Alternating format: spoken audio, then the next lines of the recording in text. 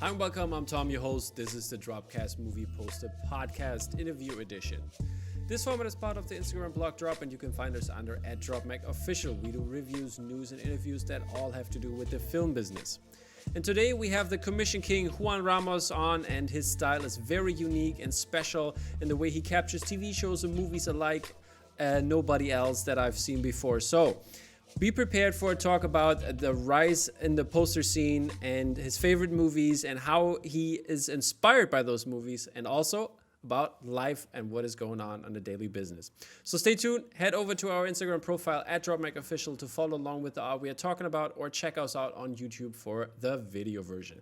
So now let's get started and welcome the man himself. Juan, how are you doing, my man? Well, that was a hell of an intro. Thank you, man. I mean, you're good. How about you? yeah, I'm pretty good as well. You deserve it, man. You deserve it. You've been pumping out some great work lately, and this is what I all the time what I do in the beginning.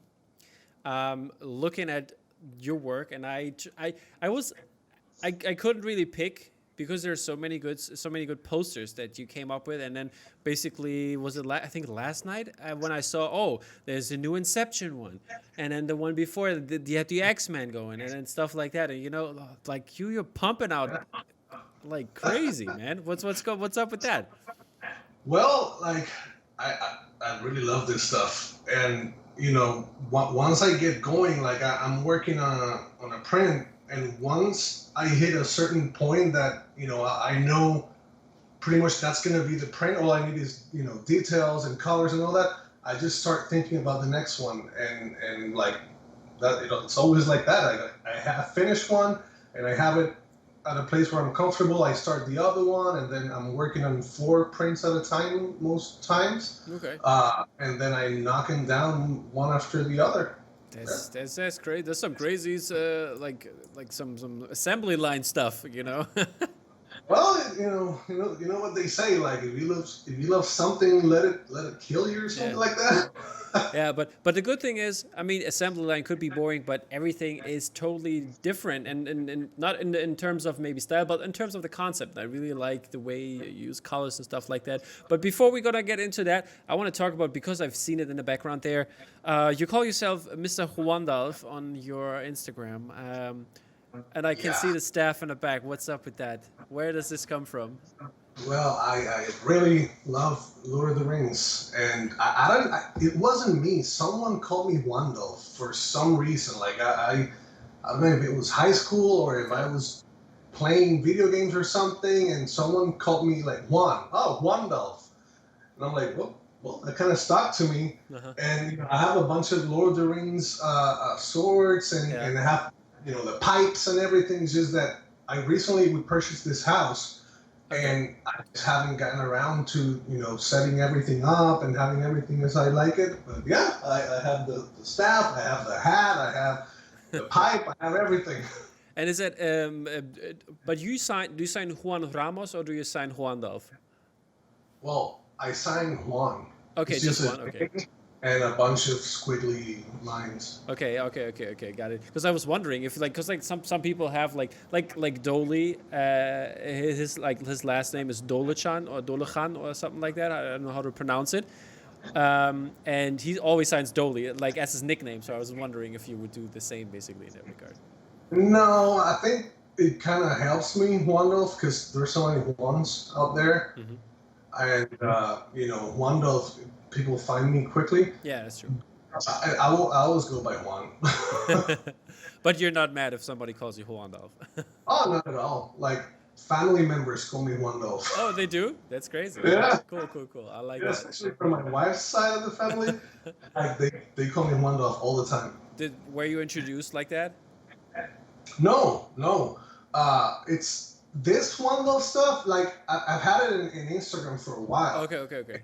I opened a Twitter once, and it was also Mr. Juandalf. I'm not that huge into Twitter, but it all started after I started making posters that people started, visiting my page and seeing Juandalf, and it started there basically. So like 2 years ago. All right. So let's jump into the poster that I want to talk about. I picked three of my favorites, and I can tell you already one of the newer ones made it in so quick. But the first one I want to talk about is your The Boys print, and this one is very, very beautiful. We used it as a background. Maybe some people notice it, but it was a private commission, right? And how did this come about? Well, actually, when I first started doing, posters, like I used to be in a company called Talent House, doing Yeah, I competition know them. Yeah, I and know them. stuff. I did two or three for them, and then after a while, I was approached for doing like private commissions, and then the Boys just came out, the first episode, and it blew me away when I saw the airplane scene and everything. Yeah. So they asked me like, "Is this something you're interested in doing?" And I'm like, "Hell yeah, let's do it." And that's what came out of it. And what was your? Did you had some art directing while doing it, or did you do everything by yourself? Because I talked with Sarah Deck last week about it, or 2 weeks ago. Then she was like, or we were talking about like commission groups, because she also does a lot of commissions, and about the art directing in it. How is that for you in that regard? When you say art directing, you mean a single person? Because it tends to. Sometimes, like, that's why a lot of artists don't do those kind of groups, because they have this certain feeling that there are, if you like have a group of like 30 people, like 30 people want to say what the print should look like, and in this kind of way. Yeah. No, there's some of that, but the thing is, my approach to it is that I don't show anything. Like, it's not even announced. A lot of artists I've seen like, oh, I'm gonna do this X print, and they say it from before they start doing it, and they start showing sketches and stuff, and that's where people get a lot of input. What I do is when I show it, it's because it's almost complete, and once it's complete, people see the whole idea, and to this point, like for that Boys print, the only things that I got requested, which I think added a lot to the print, was the little things on the table, like the vials, the syringes, there's some little stuff on the table that they were like, oh, that would be cool. Like most prints I've done, that's the kind of input I get. Like it would be cool to have this here, just a small thing. Okay. It's pretty smooth. Yeah, that's great. I mean, it's sometimes for me it's sometimes hard, like I'm not a big commissions guy, I have to say, because like a lot of people just like go in for example with the Domorotsky brothers, they always like try to get into that one because everybody thinks it's a hit, whatever they do. For me personally, I have to say not everything is perfect, but I mean that's normal. And that's why it's sometimes hard, like to get into those groups and the commissions, because like they're full before they announce the print, and you're kind of missing out in the end, and that's like kind of. There's so few prints too. Like it's most times it's less than 100, and it's to 120 or something. So it's never big quantities. Yeah, that's true. That's always like that's what the collecting is about. But I think lately there have been more timed editions. I think that was kind of interesting to see, and like to battle the bots and this kind of way. Yeah, I've seen that more and more. Like even in Bottleneck, I've seen a few of those timed editions, and I don't know. I think it's a double-edged kind of thing where. Yeah, a lot of people can get it if they love it and all that, but then you see that a lot of the hype, of collecting and the prints is the rarity of them. Mm-hmm. So I don't know, Yeah. Okay. Yeah, I see your point. But in the end, but personally for me, it's I want cool art in my house, and that's where I put it up. And but if it's like sometimes sad that you just can't get the stuff. But it is what it is. Aftermarkets, they will sort things out. But yeah, let's come to your second print, which is kind of like in the same color tone, and it's your beautiful Spirited Away print for Miyazaki's great movie. Are you a big Ghibli fan, or how did this happen? Yes. Well, I can't say that I go back, Porco Rosso, Yeah. or Sure. I've seen them, but I'm not like the biggest Yeah, fan. same. But once, How? the first one I saw was Princess Mononoke, Yeah, and that movie blew me away. And insane. then It's my it favorite. was House of Castle, and after that it was Spirited Away, which is my favorite. And I just had to do it. Like I was asked, and I jumped on it. I finished. I obsessed over that print. I think I finished it like in a week. Crazy, yeah. And it looks so good. It reminded me when I first saw it. It reminded me a little bit of the Quiet Place print, but I forgot who did it. You know, the one where you can see like the the one from Mondo. Yeah. Exactly. And Yeah. But what was the idea? Why did you? Because it's like I think it's totally different from what has been done before in terms of Spirited Away, because there's so many cool prints. They had for example, Spoke Art just came out with My Neighbor Hayao, and there's like tons of different artworks for Spirited Away in it. And how did you come up with the concept for it? Well, the thing. When I want to do a print for a movie or a TV show, I don't try to do a collage of images. Like if I can avoid it, I don't want to do that. So a lot of those that I've seen, it's pretty much like this big hat image with little figures, and the dragon or whatever. So if I can, I like to do a scene, whether it's from the movie or made up, by me. I like to do a scene, and when I watch the movie, I see what strikes me the most. In this case, obviously, it's the steam house. So I knew I wanted to have that at least in the very background, and it being very prominent. And whatever came from, like, it would come from that. Like, that would be the main point. And I put it like, I don't remember right now, but I think it's in one of the corners or in the center. And then from there, I started doing the composition, because to me, that was the most important part. And then a huge thing for me is I don't try to use lights other than the lighting that's already in the print.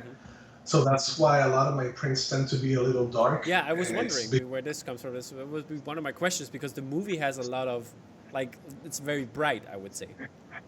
Yeah, but I like using whatever light I can manage to put in there, whatever light source, and in that case, it's only the lanterns, and you have some neon signs. Yeah. I'm trying to bounce the light off of there, but yeah, I like that scene where it's at night and she's walking through the town and she's becoming a ghost. So I wanted to use some of that, and I ended up with that. Yeah, I mean, it's a great choice. The only thing that's missing for me is those little things that help out the those spider things? Yeah, exactly. It's tough because you have so many elements there, and you have a certain perspective, and they're so tiny. They're the cutest though. I wanted to have the baby too, but then it's like, where do I put it? If it doesn't feel natural, I won't put it. Sure. Of course.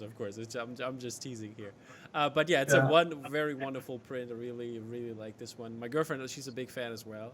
She's a big Ghibli fan, and this one, definitely on her top list, on her wish list for Christmas. So I have to get it. Well, if you didn't get it in the commission, I can save one for you. I think I'll have some. Perfect. People, you heard here first. I got dibs. It's on camera. It's on camera. Okay. And the third one is your crazy X-Men print. Wow. What kind of stunner is that? What happened here? That's for the animated series, right? Yeah. Well, that was, I was asked to do an X-Men print, and I kept gravitating toward the animated series because that's what I grew up with. Did you rewatch it since Disney has it on Disney Plus? Oh hell yeah! I rewatched it before I had to do the print. Yeah. Like I for a while there, all you could hear is so yeah, I was scared about that one because if there's one thing I learned doing posters is that you don't mess with people's childhood. So when it's something like that, like Batman, like X-Men, if you do something wrong, they'll let you know Mm. like right away, and they'll hate it or love But it. yeah, you didn't get any calls for this one, I bet. Oh yeah, no. People, I was lucky enough that people loved it, and I had a blast doing it. I started with the colors, and once I landed the colors, then the rest came by Is it itself. for the first episode, or I think the first one is the Sentinel one, right? Or why did you pick the Sentinel? Yes. Again, I was trying to pick not a collage of Yeah, images, but like a scene, and I always have the Sentinels. Like I think X-Men, and I don't even think of the X-Men as much as I think of these Sentinels. I don't know why. Uh, and yeah, I knew that I wanted to do. It's not Night of the Sentinels per yeah, se. It's based on it. It's inspired by it. More than actual that being the theme of the print. But yeah, it was inspired by that. what was your choice of the format here? Because I think it's, what is it, 18 by 36? Is that right? Or Yeah, I've been falling in love with that format. I've gotten some complaints that it's a little bit more expensive to frame. I know, yeah, but it just allows me to do so much. Like I love those vertical, formats that you can fit so much into same space. I don't even know how to explain it because in 24 by 36 you have more yeah, space, so you could fit more things. But there's something about constricting those 36 inches vertical that just let me just go crazy and do yeah. composition that I wouldn't normally It do. feels like a zoom in, when you have like a photo and you zoom it in on a different perspective, and Yeah, yeah, I think that's how it is, and it makes it feel more dynamic and more alive, I would say. I love it. And also, I think when it comes to framing and all that, like it saves some space on the walls because it's thinner. Yep, So instead of putting like three of them, you can put five, where you could put like three of the other ones. exactly. Yeah, and that's very important. Wall space is very important. I always like mention it here because you can see like all the stuff I have in the background, and yeah, Yeah, that's I need all the sizes here. I know, and even funny enough, the reason why I started making prints is because I started making the prints that I wanted to have. It was more of a selfish kind of Mm. thing. So I put up all my prints. Like I have spaces for them, and if I make a print, it's because I want it on my wall. Like I wouldn't do it if I didn't want it Yeah. on my wall. Totally understandable.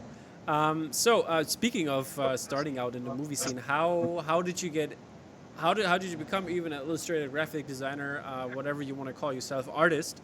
How did this start? How Yeah, did this journey start? I've always been attracted to drawing ever since I was a kid. Like summers, like summer vacation.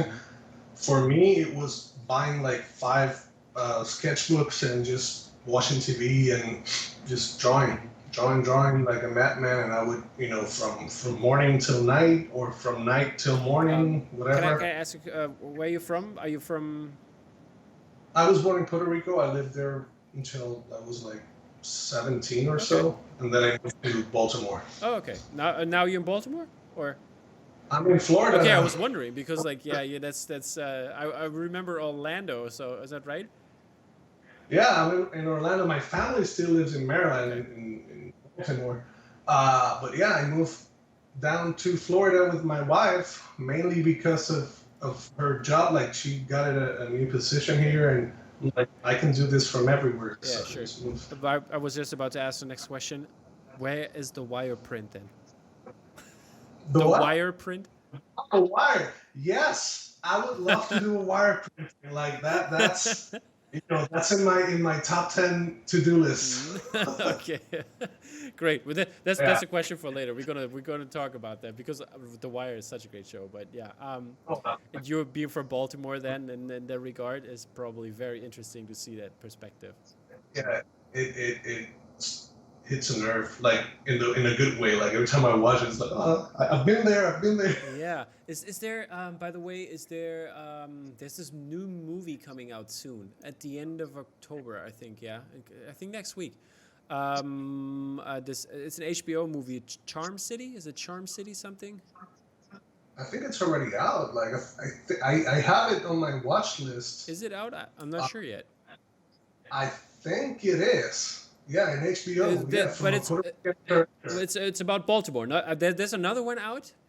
This is like kind of similar, but it's about New Orleans people.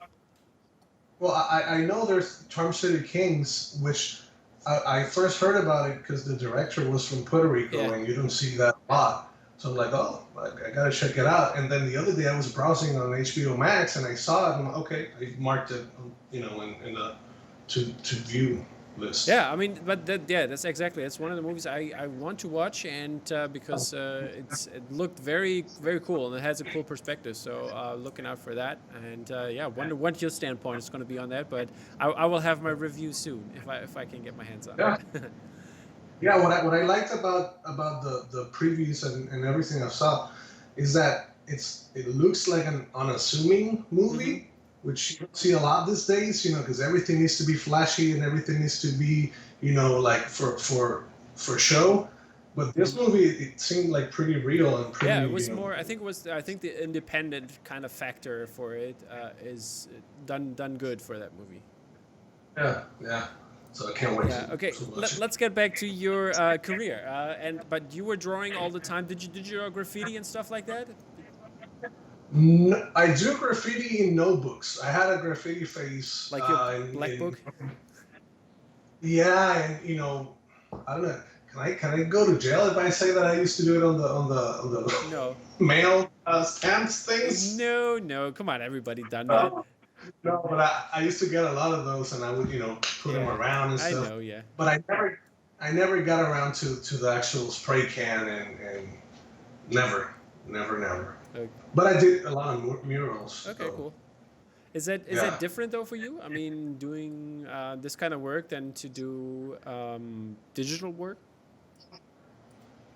Well, the thing is, I've been using Photoshop since I was like 12 years old. So you're self-taught? Oh yeah.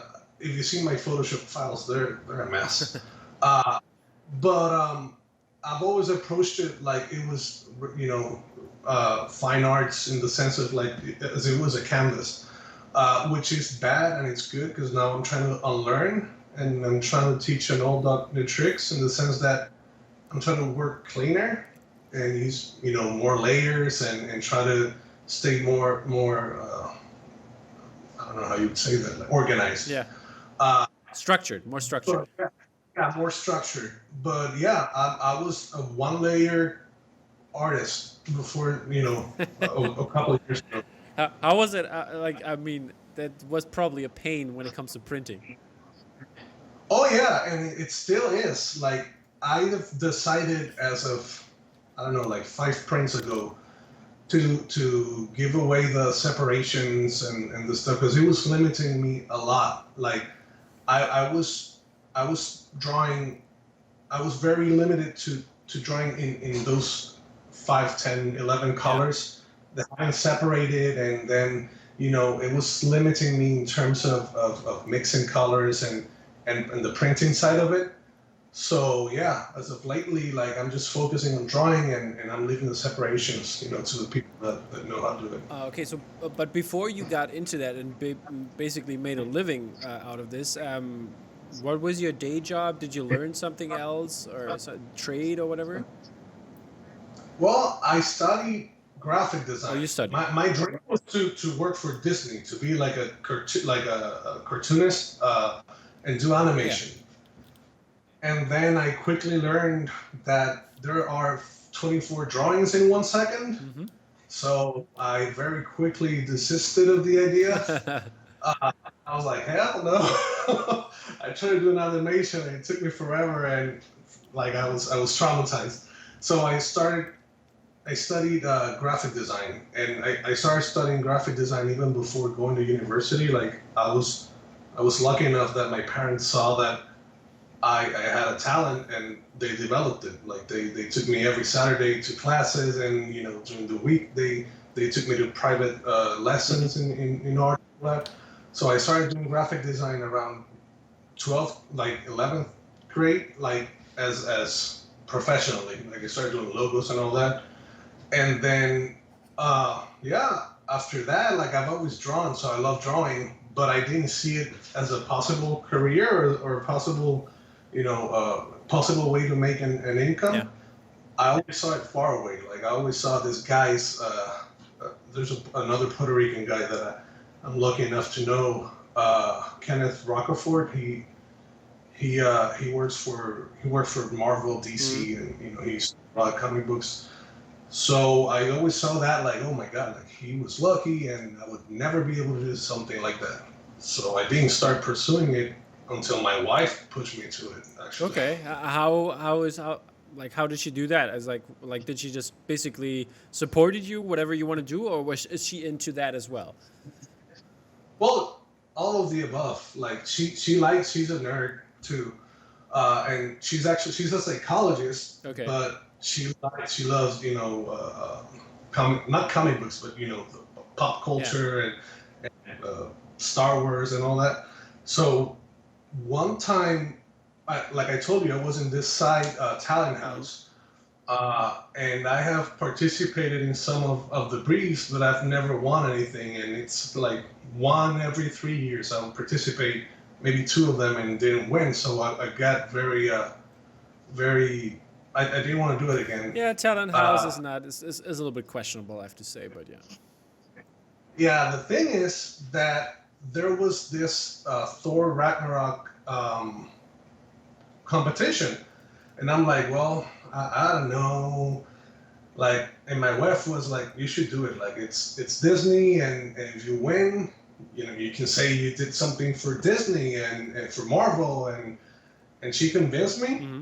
And I gave it a go, and I won. Oh, there you go. And yeah, from there on, I participated. Was it the one with the head of Chris Hemsworth and? Yeah, that one. I just that pull it up for the people here. That was my first official poster that I ever did, like poster. Yeah. And then after that, I participated in another one, because why the hell not? I just won. I might as well participate. And it was for The Nun, the movie The Nun. And then I won. And after that, I participated. Yeah. After that, I participated like in 5 overall, like back to back, and I won all of them. And I'm like, well, maybe there's something here that I can go with and I can start doing. Yeah, that's always great, like winning things and making this kind of a living. But I think, what was your experience with working with Talent House? Because I heard like controversial things. Well, in the only thing I would say it's controversial to me, it's that obviously the brief says one thing, and they're asking you to do something, but then when they go to the people who are judging this, they don't really go through that criteria. At least it doesn't look like they're using that criteria for the selected art. Other than that, I won a lot, so I can't really complain. Yeah, I can't really complain other than that, but maybe it's because I won. Like, I'm kind of biased. Yeah, I just heard like from the perspective of other artists that maybe didn't win, that they gave up their artwork in terms of, for maybe not that. I don't know how you guys get paid in that regard, but like in terms of, future, that you wouldn't make more money on commissions, and if you get actual prints and stuff like that, and or value work by if you get hired for key art, for example, or it's like a second version official poster. Well, the thing is, when I did this, I wasn't doing. Yeah, I know. But I was more talking about that they get like artwork for free. I think that's the controversial part here, basically. Yeah, I can see that, because a lot of people spend quite a lot of hours working on something. They hand it over and they don't win, and not only they don't win, but they don't get paid. But it's not like they can use that print and sell it or anything like exactly. that. So I get that part. But also at the same time, like, I don't think you should compete in Tally House if you're already doing this and you like doing prints and you just want to see if you can win $3,000-$4,000. You know, it mathematically just doesn't make sense. In terms of your chances to win, like, you could be the best one, but if it doesn't meet the criteria, if they're looking for something else. Do you know how they used your artwork after that, or was it just shown on like social media or whatever? No, some of them was used on social media. Some of it was used in theaters, like the Nun, the one for the Nun. It was used like in a lot of Regal cinemas and AMC movie theaters as a print for the first X amount of people that bought the ticket, and you know, things like that. I've seen it used. Okay. Are you happy with the use, or would you do it differently if you?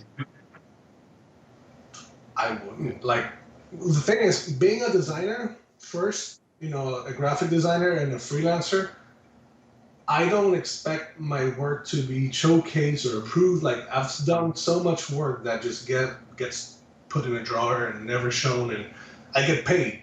So I did that for those reasons first, and I guess that's the designer mentality in me. Like, I do this, most likely they're not going to use it, they're not going to do anything with it, but I want, and I can use it for my portfolio, and I try to make the best of it. Like, I don't depend on the company doing X. Okay, perfect. I think that's a good advice to look at it that way when you were from the artist perspective, definitely.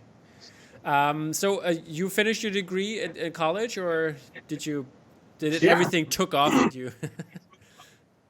No, like I finished my bachelor's in Puerto Rico, actually. And then after that, I was still living with my family, with my parents. I was like, I finished my bachelor's pretty early. But did you go back then? To Puerto Rico? Because you said with 17 you came to the US. Yeah, that's when I finished my bachelor's. With 17? I was pretty early. Like, I just finished the bachelor's like in 2 years. Okay, I feel dumb now. What are you talking about? You with 17? No. Yeah, no, in high school, like, when I graduated, I was like 16 and a half, almost 17. What? Why maybe so early? What's up? Yeah. I was done, but I had to do 13 years. I was done with 19. High school. Well, I was the youngest kid in class, pretty much. Crazy. All the time, yeah. And, you know, when I was at the university, I don't know, like, it's weird, and it's gonna sound like I'm a jerk, but I didn't like the ambience in the university. Yeah. Like, it was all anime and people talking about anime all the time and all that, and it's not really my thing. So I didn't care to hang out with people. Yeah. I didn't have much of a college life. So I just studied, and I took an aggressive amount of credits, and I finished, and I wanted to get out of there and just. That's very interesting. Yeah. So I finished, and that same day that I was supposed to graduate, to go to the graduation, we moved to the United States, to Maryland. Crazy. And I didn't even go to the graduation or anything. And there I slept on a couch for like a year. You know, we got this small apartment, and I had my two sisters, and one of them was pregnant, and there was only like 2-bedroom apartment. And for the longest time, I worked in a call center. I worked at Walmart. I worked at pretty much anything you can do when you come to the States for the first time. And after we got settled in, I just started doing my thing. I started doing design, and I started, you know, I started working for a design company and all that. And I didn't really start doing any posters or any art like this until I got to Florida. Okay, that's crazy. In what way is it, or how were you influenced by your culture you grew up in, and by moving here and having those experiences? How does it influence your art? Well, I guess in the way that I when I was in Puerto Rico, Puerto Rico is very it has its own culture and it's very strong, but it's also very Yeah. Americanized. You know, it being a colony Yeah, of the basically United the 51st States. state. Yeah, well, yeah, yeah, we could say that basically Yeah. it is, but sadly it isn't, and it isn't independent either. So it's like a weird thing. So I've always been surrounded by American pop Mm. culture, Marvel, and I remember like I was obsessed with. I don't know if you remember if you ever had them in Germany, but they were called the Pepsi cards. No, but I think Uh, I think I know what you're talking about though. it was a pack of cards from Marvel, and it had all these beautiful artists and covers, and I would draw those day and night, just copying them. I used to buy a lot of comic books just for the. I never read any of them. It Just was for just art. for the That's great. drawings. Yeah, it's for the art, and I was just copy that. And then moving to the United States, then I think what helped me a lot was that same thing of trying to showcase a situation rather than a design, or rather than a bunch of pictures and a collage kind of way. I think that putting myself throughout situations, I think that translated into me wanting to showcase situations within the film or the Yeah. TV show. Okay. And you, I mean, I was I think I was talking more about maybe, for example, or you just mentioned your sister was pregnant. You had to sleep on a couch for a year. You moved in a small bedroom. Does it all like these experience? Do they influence your art as well, or is it like removed from that? Well, sleeping on a couch, other than not having my own room and all that, it didn't really affect Mm-hmm. me because, within it all, my family has always been very close. So even though I was sleeping on a couch, like, we were always, going out, and it was fun. Like, to me, it was fun. So it, it maybe in the way it helped is it made me uh, decompose, like an image, and trying to find the very essence of it, and then try to work from Mm-hmm. there instead of trying. Like, it's very rarely that I work on a print and I know what I'm gonna do. I just have a feeling about it. For example, in The Boys, like we were talking about The Boys, I really wanted to showcase the greediness, the I don't know if I can say the word, like, do you believe, like, the assholeness of the Yeah. whole show. It's like, if you see the print, the first thing you see, it's the invisible man, just trying to look under Queen May's Yeah. Yeah. skirt, and from there you see the whole print. So it's always like a feeling instead of an image that I have in mind. Yeah. Okay, I see. And talking about movies, because like I before we talk, I just filmed the movie review, and I was wondering what was the last movie that you saw? Is there something you went to the cinema for? Is it something you watched at home? What was the last thing you saw? Haven't been to theaters in forever, especially since this COVID Yeah. thing. Did you? But was there You know, opportunities to go, or were they closed in Florida as well? I think they're about to Yeah. close again because COVID is getting a bit out of control. But for a while they were Mm-hmm. open, and right now what they're doing, I think it's they let you rent the showing Okay. room for a specific price, and you can do like a watching party of a bunch of friends. Okay. That's interesting. But yeah, I haven't been to theaters in a while. Uh, Last movie I saw was The Prestige, The actually. Prestige. Okay.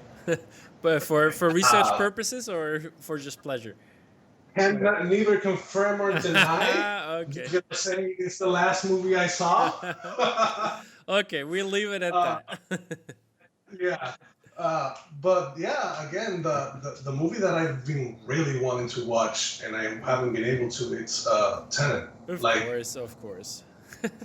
I'm aching at, like, I think about it at least twice a I day. came up with the review is already online, even in English. So So you went to the movies and yeah. watched it? Over here in Germany, it's I would say not that bad, and they have very good. They have some very good preparations in terms of the cinemas and stuff like that. So it is definitely worth it to go. That's why such a bummer that they basically canceled all the big releases for the cinemas here because they reopened. They wanted people to come and have those, even with those with all of those precautions. I think they're doing pretty well, and it is possible. There were even premieres, like movie premieres that had like a hygiene concept and everything, and it worked out well. So it it is possible, and they canceled Mulan from this like for the cinema release. They canceled Soul now, basically for a cinema release, and all the European cinemas are kind of like they would have needed those movies, and it's a very sad situation. And like we have, especially in America, it's not that often that you have like smaller cinemas, but here. I think I think it used to be like back in the war or before the war even when there was, because there was no TV, they had cinemas where you could like see every day, like every hour, basically the news, and they would have Okay. like basically at every end of a street or like at one block, you always have one cinema, like smaller ones where people like from the block could go like and watch like stuff, like get the news. And they have those kind of, they turned it into cinemas now, and restorated them, and they have kind of like a hard time like watching movies. So that's a kind of problem over here. Yeah. What I heard is it's happening here, and I think it's great for once. Uh, uh, Driving cinemas are Yeah, coming back. So a lot of the, those drive-ins that were going out of business or went out of business not too long ago, they're doing. I don't know if they're doing good, but like they are again. Like they exist now again. I don't know how profitable they are, but I think it's good. I like the idea and the nostalgia of it. So I hope are there drive-in cinemas around you or around your place? I think the closest one has to be like an hour away. Okay, but see, that's it's Yeah. a far drive, you know. Oh yeah, it's a pretty far drive. Yeah. But yeah, no, that's why people Yeah. are thinking about, like, if should they do it, should they, like, Yeah. In here, it's still pretty out of control. Me, I haven't gone out other than groceries. I haven't gone out at all. yeah. Uh, yeah, I'm one of those few cases that I'm fine with it. I'm not really. Yeah, I'm good. Like I'm a people person, but I can also be the biggest hermit. Yeah. You can see. Yeah, I totally understand. I mean, So I try to like, I'm like an indoor person as well. I like to stay inside. I have all my stuff here. I feel comfortable at home. I made yeah, my home that way that I want to be there, and I think yeah, that's one of the reasons. But I have to go out for work. I mean, I'm a teacher, and I teach high school. But right now we're in a fall break, so there's one more week of fall break here, and then it's back to school. But this is gonna change because they have like this hygiene concept. You have to like air out the room like every couple minutes, and like in the summer and when the weather was good, it was kind of no problem. But right now it's so bad that that they're thinking about, like, especially over winter, like having like 5 or 6 weeks off, and like during winter time, over Christmas. yeah, yeah. Yeah, I was. My wife, he like watches the news a lot. And she was listening to NPR the other day. And they said like in Germany the cases are like slowly building Yeah, up yeah. a bit, and they're they're trying to do everything in their hands to prevent it from being a lockdown. So yeah, Yeah, it's it's it's a it's it's a tricky it's again a situation. crazy situation. I mean, it's been bad in the States for quite some time, but in Germany was kind of okay. But now it's rising. That as they basically said, there's going to be a second wave when it's gonna get colder, and this is what happens. And all like ignorant people. We have ignorant people here too. So it's not only Donald Trump and fans, but ignorant people here too that do stupid stuff and don't think this is serious. And it sucks because, like, other than the real problems of it, but first for problems, my wife and I had the movie theater membership where we could just watch however many movies we wanted. Card. Yeah, we were watching, like, I don't know, like in one night we would watch 2 movies and we were watching like 4 movies a week, and it was amazing. Like, I was in top of the game. I knew every movie. I know the feeling, man. Now it's crazy. It's like I don't know what's coming up. Right? Yeah, I know, but the thing is, there's nothing coming up. Yeah. That's the whole problem. But I mean, there are a couple. I mean, I've seen it's called No Hard Feelings. It's a German-Iranian movie, and it's really good. I enjoyed that one really well. It's a different kind of cinema, up and coming young filmmakers and actors, and I think it's a really good movie. But I don't know if that's gonna be in the States for some reason at some point. But it's also subtitled, of course. But that's always a hard thing. But but there are some good movies that came out that don't get a cinema release or get just a video on demand release. But that's a totally different topic.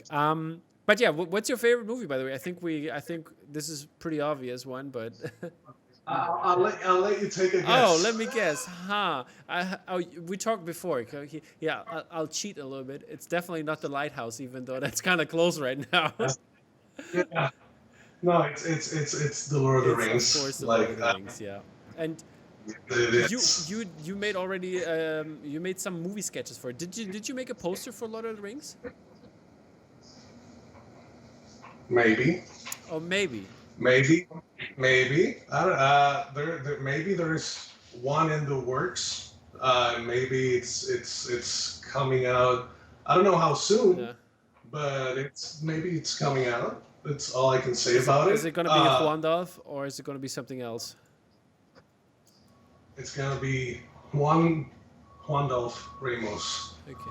It's going to be under that. No, but like I there were some conversations, and there's some art already finished.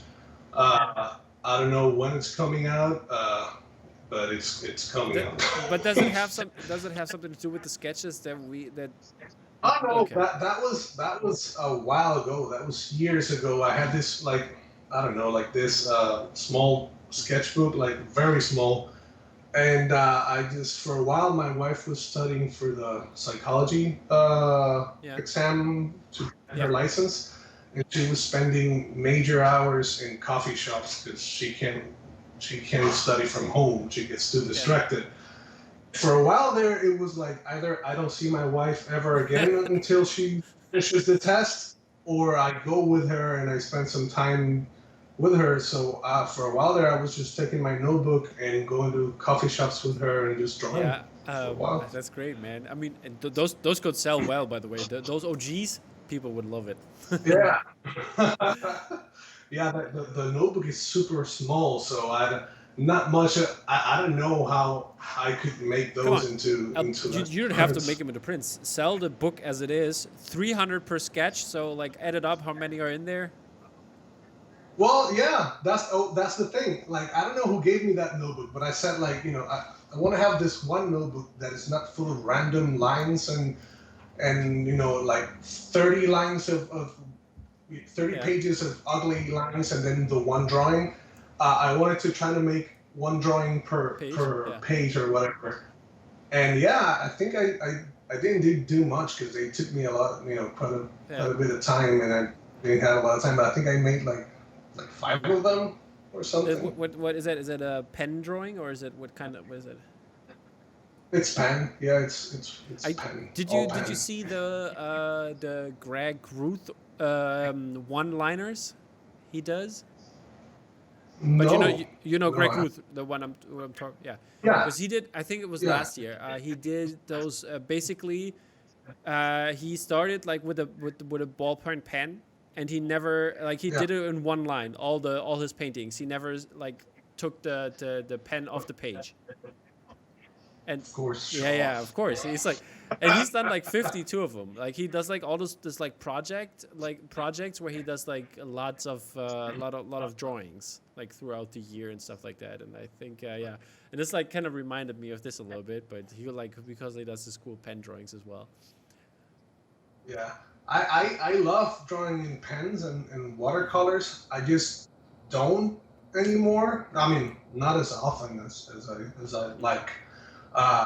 Because I just find it, you know, if I wanna digitalize it, right, and then paint in top of it, I don't find it like it really translates. For some reason, I think the lines are thicker and it just doesn't look as it would look as if I did it in Photoshop, which I have pen brushes and pencil brushes, and I just.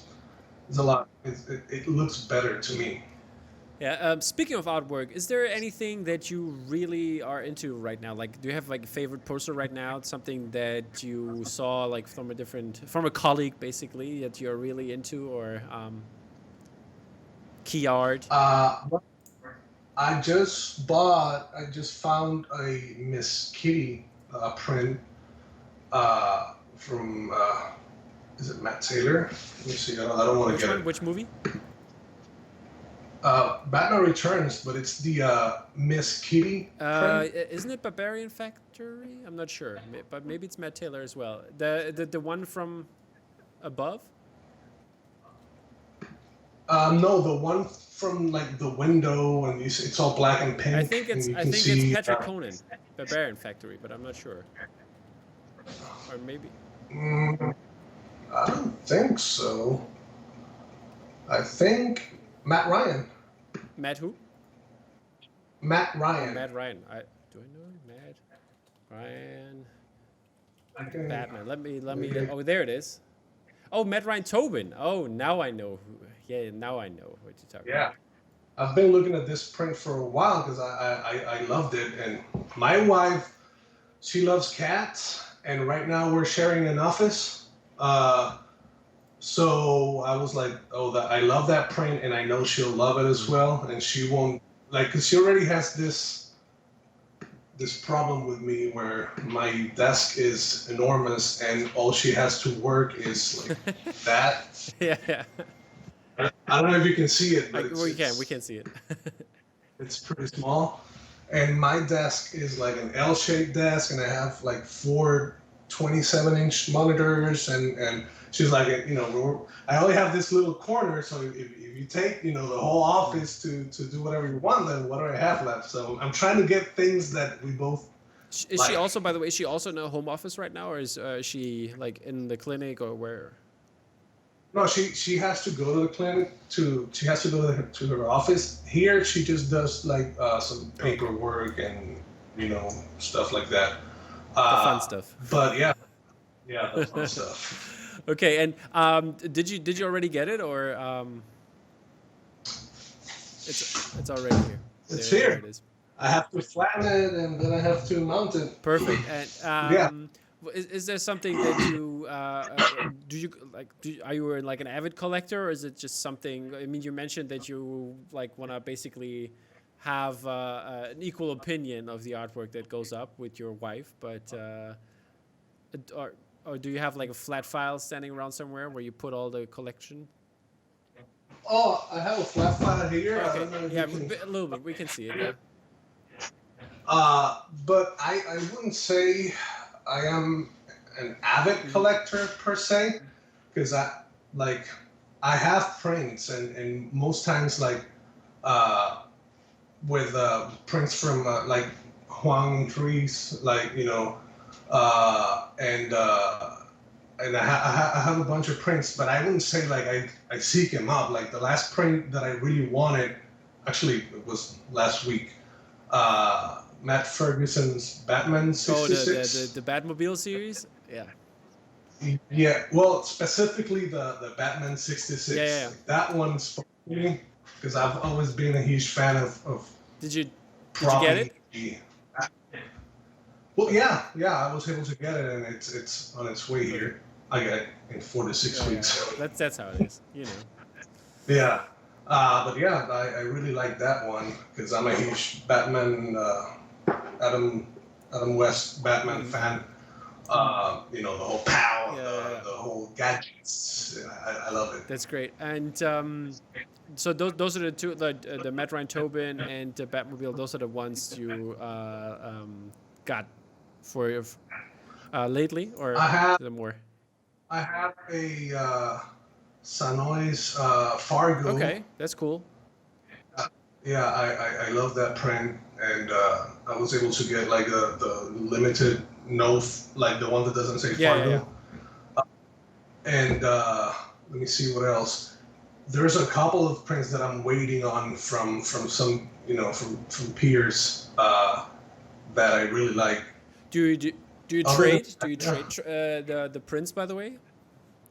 Yes, I do trading with my closest colleagues. Who's your closest colleague?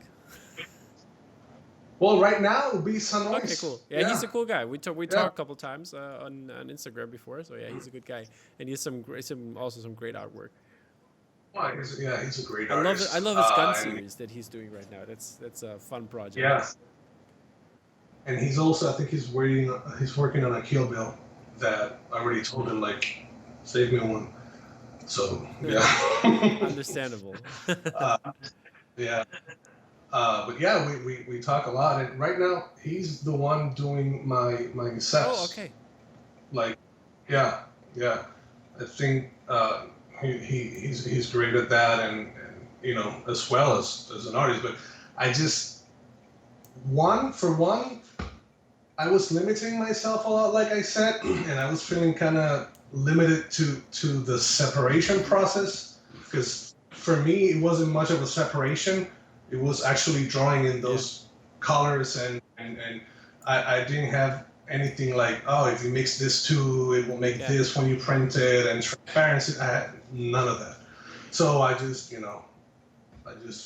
let him do his magic, and for the past few prints, like it's showing. It's really showing. I mean, the separations. Do you want to learn how to do that at some point, or is that you just want to do your thing? I want to learn, yes, but at the pace that I'm drawing right now, there's no time.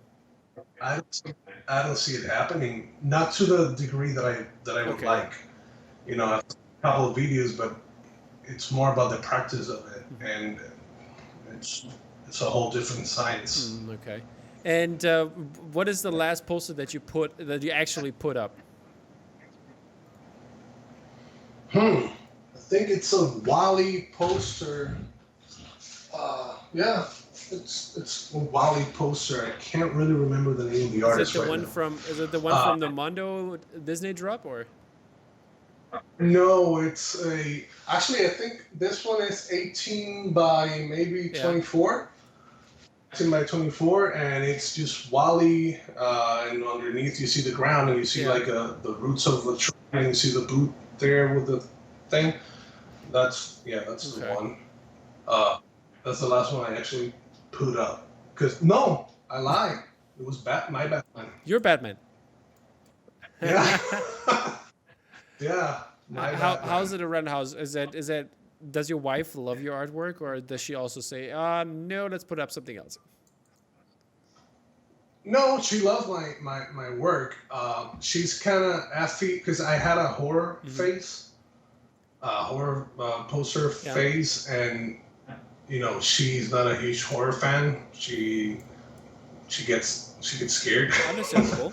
So when it comes to those prints, she's like, oh, maybe you can put that somewhere, like not in the living room, but the other prints, she loves them, and like she's the one actually telling me, you need to buy a frame to put it up. I can't wait for you to get this one.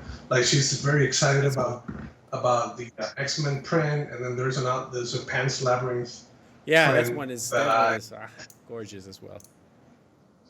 I don't know if you see the finished version of that one. but I haven't shown it. So if you want to, I can send it to you. You can show it here exclusive. Let's do first. this. While we're talking, we're gonna do that. That's a great idea. Yes. And Let because me. so far you can only see half of it. I'm gonna show while we're talking. I think I save that because I wasn't sure if it was out yet. I think no, I sadly didn't save it. But there's only half so far on the internet, and now we get the exclusive look, people. So that's gonna be a cool thing. Is there a date when it's gonna be out, basically? Well, it's currently printing. It's currently printing. Okay. So it's already sold out, and it's already out. I just haven't shown it because I just haven't. But there was a private commission as well, right? Mm-hmm. Yes. Let me. Yeah, you can send it via Skype as well if you want to, but while we're talking, it's fine. But you do you, whatever's faster. Yeah, I'll send it through the chat. Yeah. If I had it right here. Yep. That's cool. that's one of the cool things that when we do things here, basically as a live recording, that we're gonna have. Oh, there it is. Oh my God! The small version already looks amazing. People, be excited. Hold up, I'm gonna save it, and I'm gonna pull it up for you, people. One sec. There we go. And there it is. Now, people, hold your breath. It's amazing. There it is. Can you tell us a little bit about this print? Why? I mean, the details, especially on the bottom part, look incredible, as well as the top part. Well, that's basically my interpretation of the movie. Like, that's one of those movies that if you ask people, like, especially the ending, it means one thing to one person. Yeah. And even though, like, I've seen a bunch of interviews with Guillermo del Toro, where he has explained, like, this is the end, like, this is what it means and all that. I'm like, I don't know if I want to. Hermano, that's not right. Yeah. Yeah, I'm like, I don't know. I see it this way, and I like it better this way, so I'm just gonna. It looks very cool. I really like it. That's a great print for all the people that grab one. And APs are gonna come. Some APs are gonna come, or. Yes, there are gonna be APs, and this one is also 18 by 36. I'm telling you, I'm falling in love with that. I wouldn't have been able to do that in a 24 by 36. Yeah. It would have looked weird. Yeah, it would have. I mean, the colors look brilliant, and I think the aspects definitely look perfect there. The framing is very cool. I love that it goes, especially on the top part, that it goes beyond the negative space framing. And we've been playing around with some paper, options. I really want that red to pop out. But couldn't you have done metallic inks on the red ones? Well, like for example, on the Empire Strikes Back by Matt Ferguson, that has the metallic inks in the variant, in the black and white variant version. Those pop really well, I have to say. I think that they would have looked probably very awesome on that one. The thing is, it may look awesome. The thing is, this movie has a very organic feel to it, like a very organic quality. So I was trying to keep it between pearl paper and playing around with that, because I didn't want to go into the neons or into the metallics or into the foils, because to me that doesn't really feel. Makes totally sense. Yeah. You're totally right. So I'm very excited about it. My wife has been bugging me to buy a frame for it for even before we get it. So it's on my to-do list. Perfect. I mean, it's an amazing print. Yeah. So people definitely. Do you know when you will set up the APs? Because this podcast is going to come out on the 28th, I think. Yeah, Wednesday the 28th. That's 2 days before your birthday, right? Or is it 1 day? Yes, it is on the 30th. There you go. I'm not gonna have the prints by then. I think prints are most likely coming in beginning of November, Perfect. That's mid-November perfect. or So yeah, something. people will see it, and the people who are really into that print, they will definitely check you out then and have all the details there. Yeah. Now that I showed it here, I have to put it on Instagram before. Exactly. But yeah, you have time till the 28th. So it's like a couple more days. Yeah. All right. So that's very interesting, and that is basically my next question. What are you working on right now? Is there something you can tell us? I mean, we hinted at some projects. There might be some Lord of the Rings stuff going on, and yeah, this one will come out soon. But is there anything else you can tell us or hint at least? Hint. Well, I'm gonna say that my X-Men was very well So there's going to be a received. companion piece, maybe? I don't know if a companion piece, maybe a companion piece, but I want to play around with some of the characters I left out Okay. because there are some characters that people really love, and I wanted to put there, but I wanted to focus on the main ones. And also a lot of people have been talking to me about, oh, you should make a Spider-Man animated series kind of print. So that's something I really want to do. I can't ever confirm or deny that it will happen. Will you want to do the old one or which one? The Spider-Man is Amazing Friends stuff, kind of like this kind of direction, old, or what are we talking about here? There's a Spider-Man that is pretty contemporary with the X-Men series. I think that's the one. Yeah, Spider-Man is Amazing Friends. I think it was. The Amazing Spider-Man, I think. Yeah, something like that. Yeah, I'm not sure. Yeah. I it's also in Disney Plus. And I've been watching that show lately, so that's all I'm gonna say. All right, that's cool. Good to know. And going away from the content of what you're gonna draw, what is your general approach to a project? How do you approach people that you want to do something? Do you get asked a lot more, I guess? And how does it work until the final print comes out? Well, I have a list of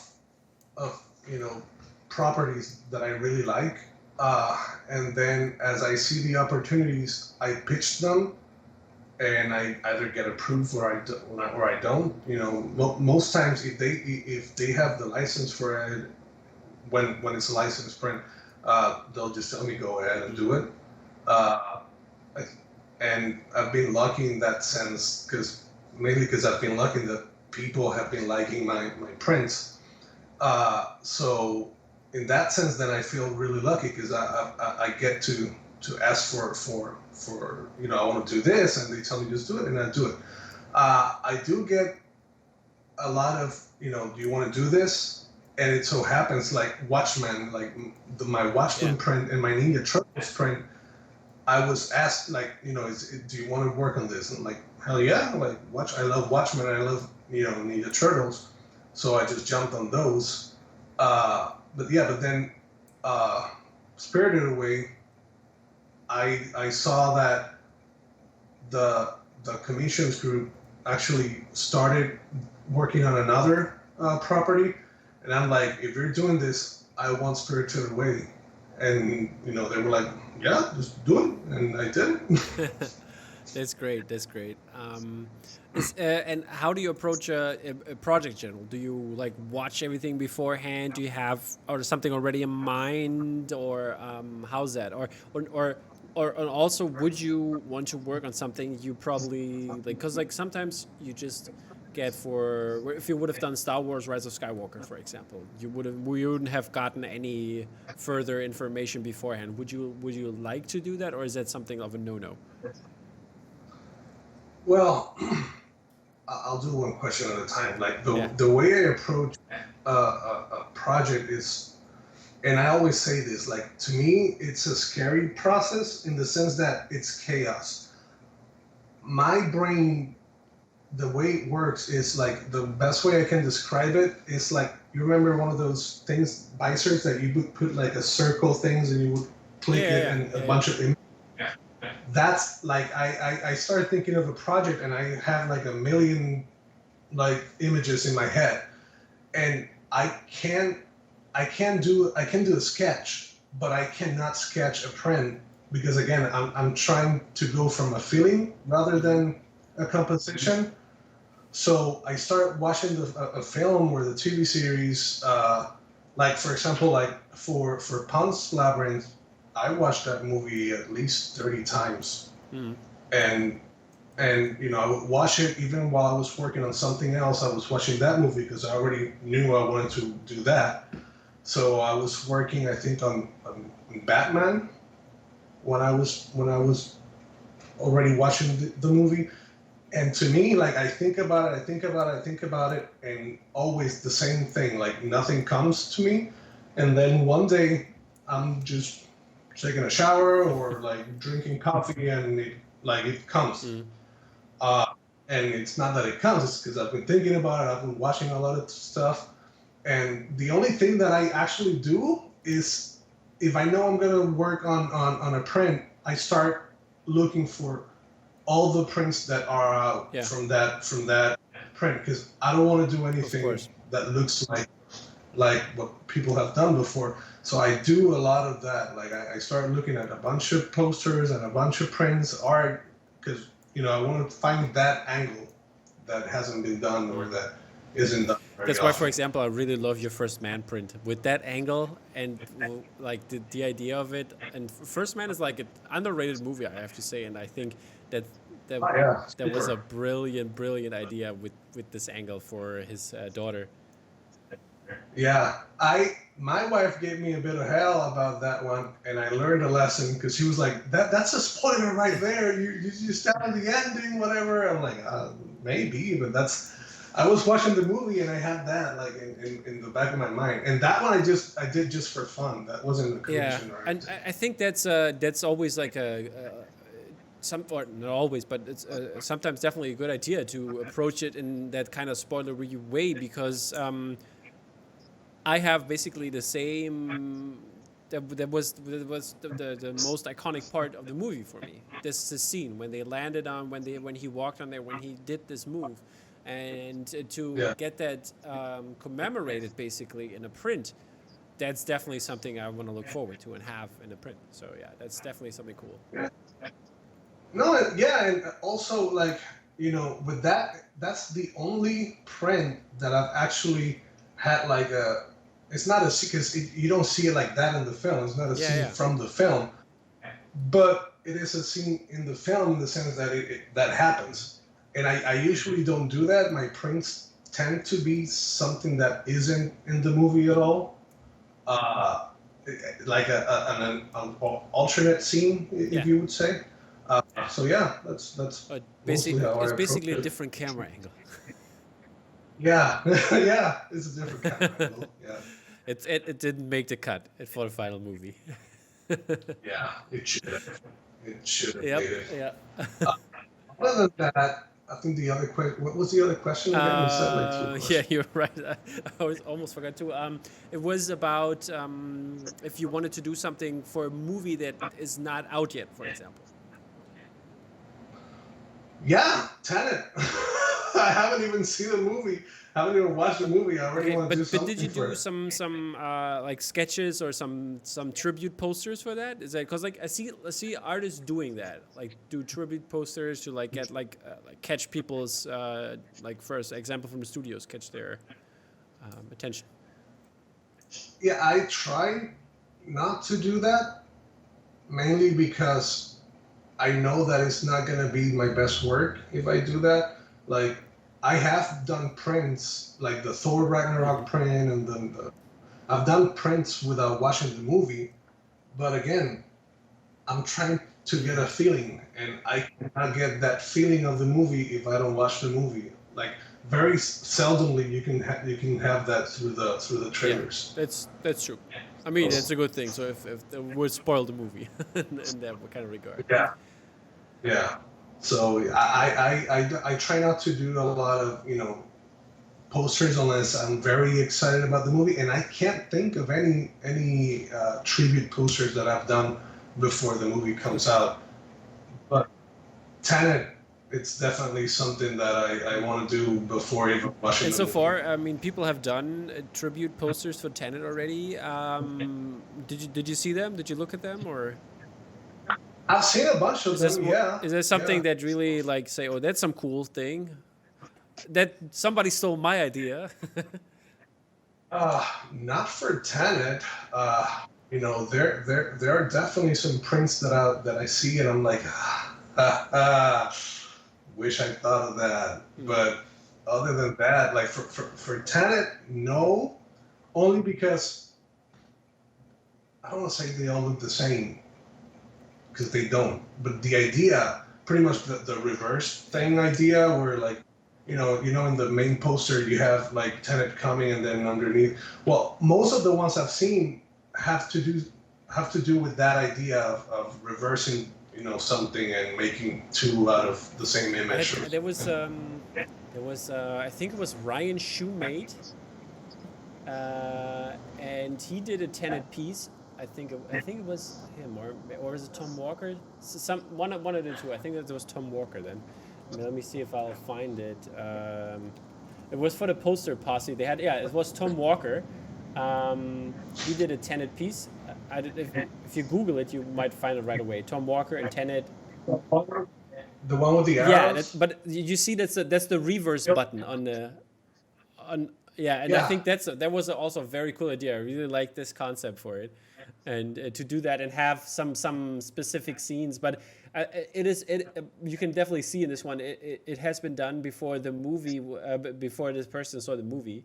It was just a tribute poster before, but I think this idea was really cool, and I really liked it so far.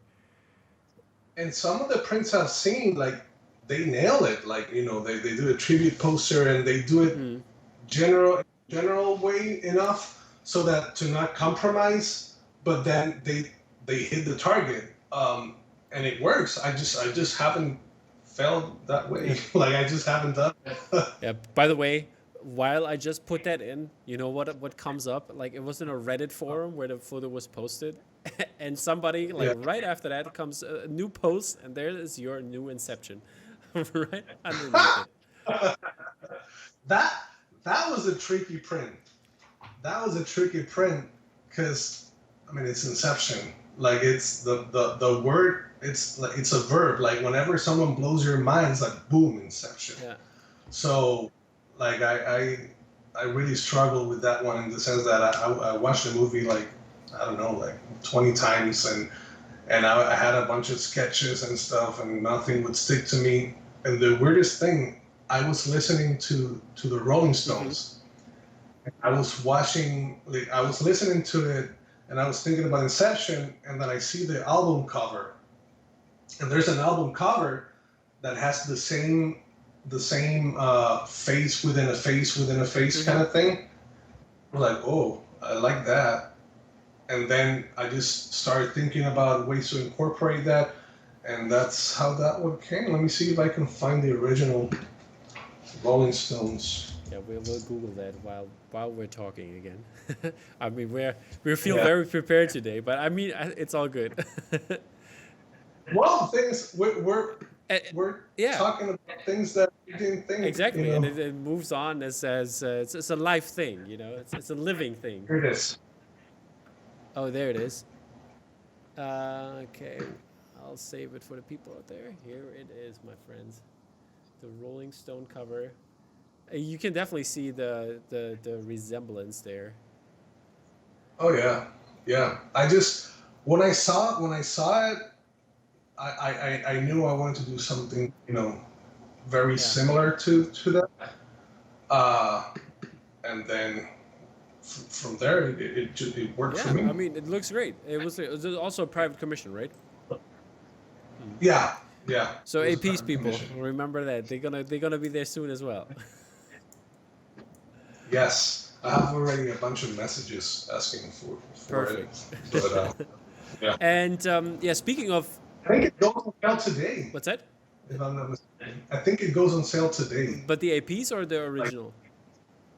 The original, like at 4 p.m. today or something. Okay, but yeah, we're recording on the 19th, so when people will see that, it will be already out. It's already, yeah. So no luck for you guys. But I wanted to ask my next question, and it is: would you do something other than, or do you like to do something other than movies in that regard? Do you do also like music covers, maybe, or sports related illustrations? I love sports. Yeah, I just did just because I'm pretty new in the poster scene. Like I started like I don't know 2 years ago maybe like a year and a half ago. So I really don't know a lot of people. I was just lucky enough that I started working with Bottleneck, and I really hit it off with them, and we've been working together. Uh, Other than that, I really don't know who has sports licenses, or I don't know that crowd. So, but that is something that I definitely would love doing. I just finished, just for the sake of it, a Roberto Oh Clemente yeah, right. That's what I saw. Yeah, the other day. Yeah. drawing, and I finished that, I don't know, like a week ago or Yeah. so. And I because Clemente has always been like my idol, Yeah. So you're a big So, baseball fan then? oh, I love Puerto Rican. So we I grew mean, up on nothing but baseball and but boxing. what about basketball? You got Bobito. Bobito is also, you know. Yeah, we love basketball, and right now, we have. I think that's the main sport in the island, Hmm. basketball. I was just wow. I just sent you an image, and I just realized Oh yeah, it's it's pretty very big. big. It's very heavy. So I can crop it down It's maybe and okay. It's send it okay. to I'll you. download it while we're talking. I'll show it to the people. Um, but the thing is, I grew up on baseball and boxing, and I used to play baseball when I was little. Hmm. So basketball became a thing after a while, and I'm a Celtics You're a fan. Celtics fan. How does Uh, that come? my dad used to work uh, in the United States Yeah. a lot, and he would travel a lot to Boston for some reason. I don't know. And he would always bring me like T-shirts and stuff. So I guess I started liking the Boston Celtics because of him bringing me Yeah. gifts from Boston. And from then it grew. Like and my sister, she likes basketball as well, and she was a Lakers fan. So it was good in the early Yeah. 2000s when they had a rivalry And there. yeah, and how is it for her when the Lakers won in the bubble? Oh, she was happy. Like she's been rooting for the Lakers since I can remember. She's younger Okay. than me, but yeah, she loves it. And yeah, I would love to do some Uh huh. sports stuff. I've never done Yeah. music, uh, but it's something I would love. I just like illustrations in Hmm. any way, shape, or form.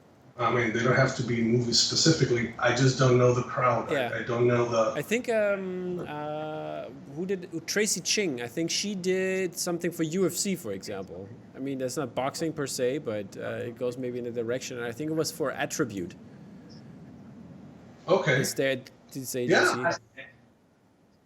I again see that there's a bunch of stuff that I still need to learn, and that I want to get into. Is again, it's just a matter of knowing the right Yeah, people. exactly. I mean, yeah. But the future is bright for you. I can tell that definitely. So there will be something cool, something I, different. I hope so. I certainly do. I think so. I have a feeling for this, and you heard it here first. Yes, yes. If any of you want to get into sports, let me Sure. know. There you go. And if I get into sports, I definitely let you know. I will have you on board for that. Is there any other Yeah, sport you like? Do you like you're into football, American football, or soccer, or I'm a Ravens fan. of course? I love and football. It's just I mentioned baseball and boxing because that's what I Yeah, grew up with. And in my house, my dad used to like the Cowboys, and America's team, of course. I'd go with I'm a bit of a hipster, I guess, just because everyone loved the Cowboys and it's America's team. I didn't want them to win Yeah, ever. I mean that's I So think like 3/4 of America thinks the same. yeah, yeah. But yeah, when I moved to Baltimore, I just soaked in, all that Orioles and the Yeah. Ravens, and they really became a part of Okay. me. And I would go to the games like all the time. Nice. Nice. Yeah, they did good on the weekend again, right? It was like almost a shutout.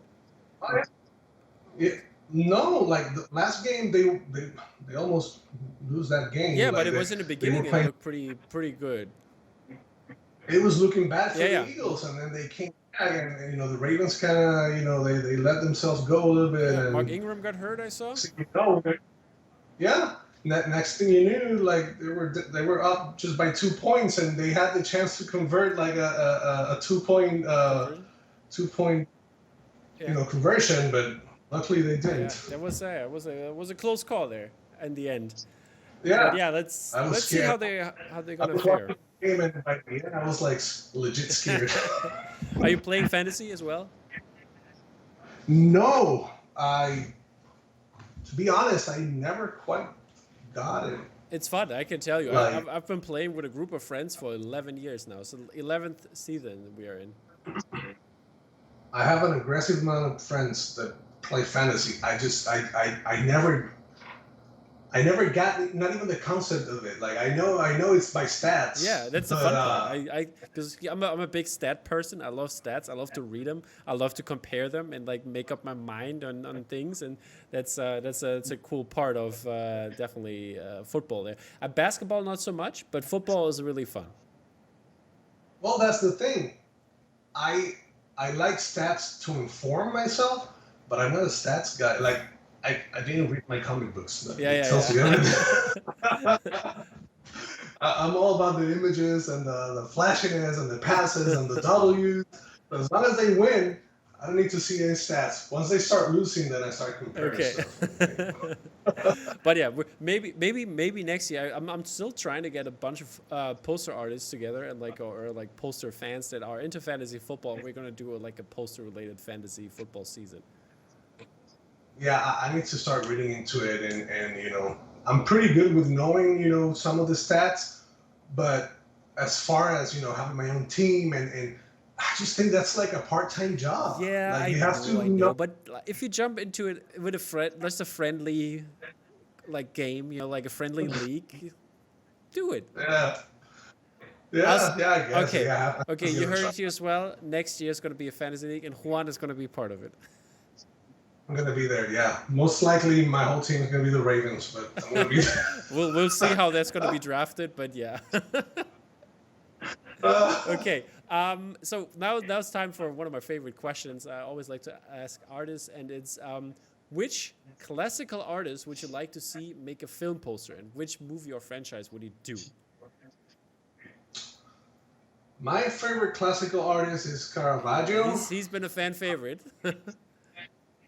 Yeah, yeah. Yeah. I think it's the third person. You're the third person who loves Carvaggio. But I want to see what you're gonna say. What franchise or movie he's gonna do. Well, the thing is, I think he would be great for because I grew up also with watching Alex Ross art, so I think he would be great. Yeah. Marvel, like that realist kind of comic book art. I think he'd be amazing for All that. right, perfect. That's a perfect answer. I mean, yeah, and his lighting is superb. I have to say, and Yeah. yeah, he's been a great artist in his time, and it still holds up today, and people are still loving his style. I'd say, Maybe also like monsters, like yeah, Frankenstein and Dracula or the and Mummy. I would love stuff. to see the Mummy super hyper realistic. Yeah. Yeah. All right, there Yeah. we go. We Yeah. have some good choices here, and I don't know. I'm telling this like on every podcast, so I have to like I remind myself that I have to pull through with that. I want to make like that the artists that basically say what kind of classical artist they would like to see make a film poster, that they make a film poster in that style. Oh, I would love to do It's that. gonna be a project, Yeah.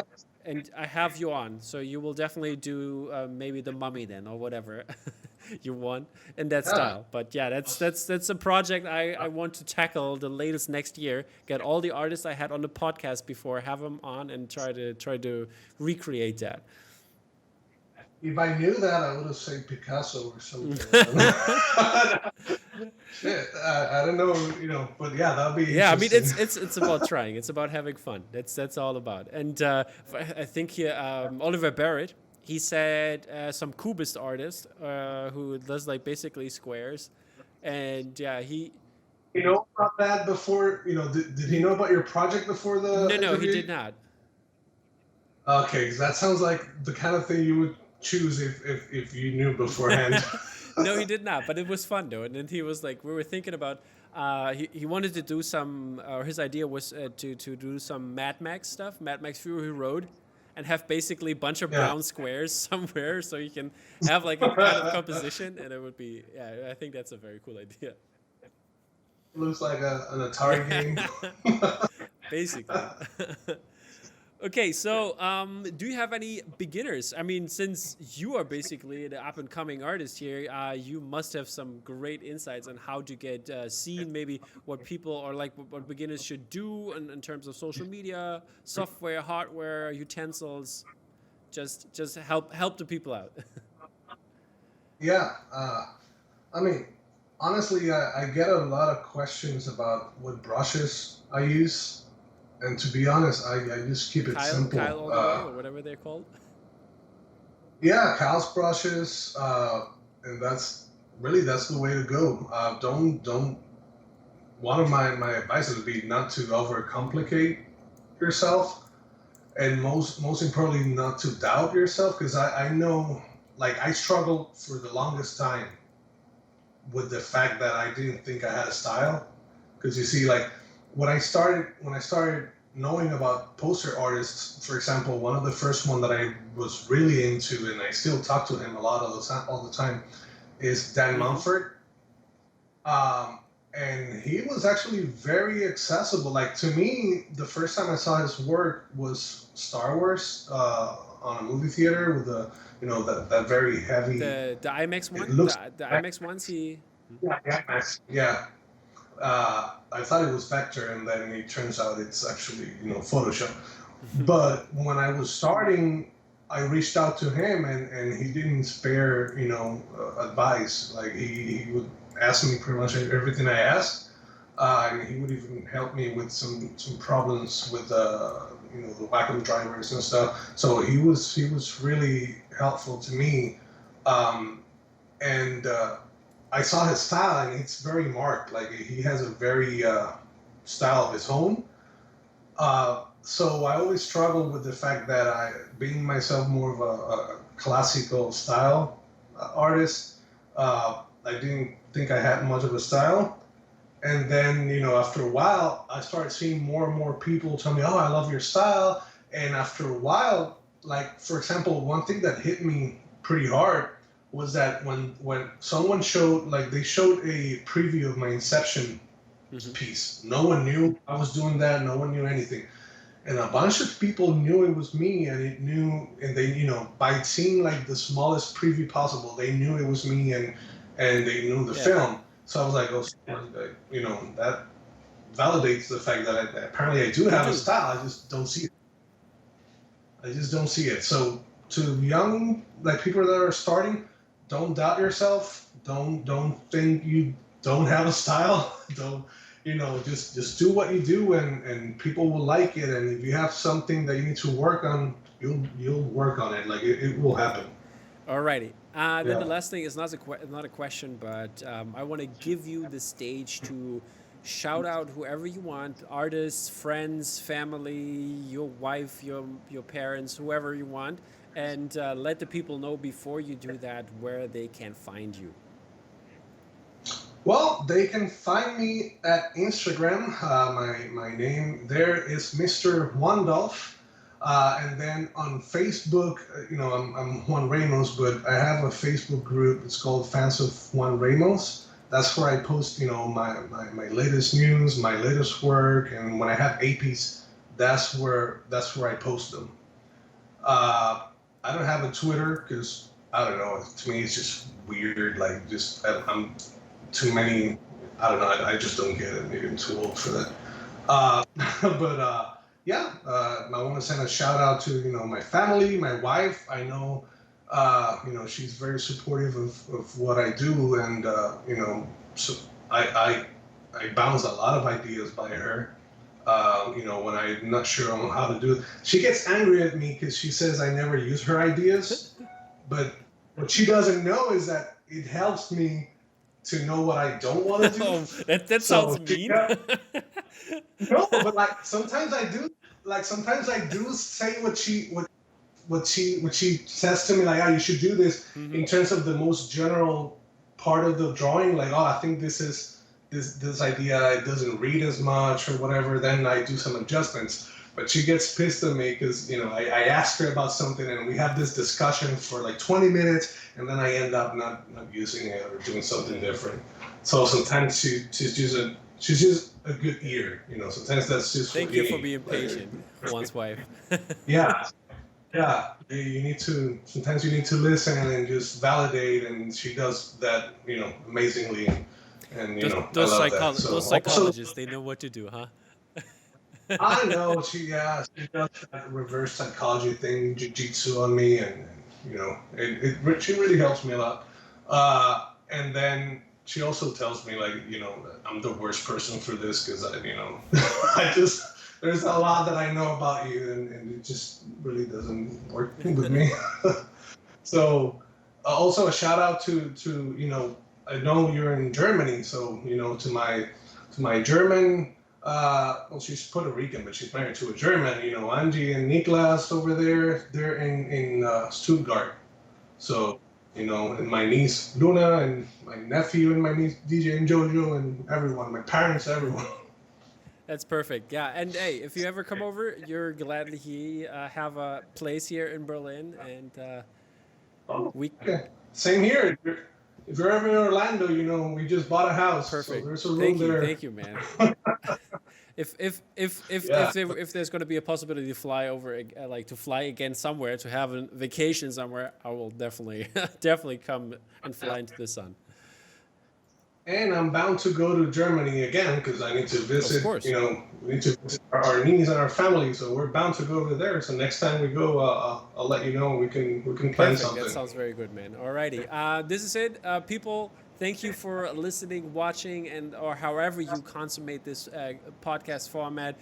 Thanks, Juan, for stopping by. It's been such a pleasure, and finally, it's been a time. We've been talking for months that we're going to do this, and good that this happened. And I'm going to say happy early birthday. It's gonna be happy when the podcast is going to come out. It's 2 more days, and the people will congratulate you as well, I bet. And for all the other ones, follow us on Instagram at DropMacOfficial, or follow us or subscribe us on YouTube.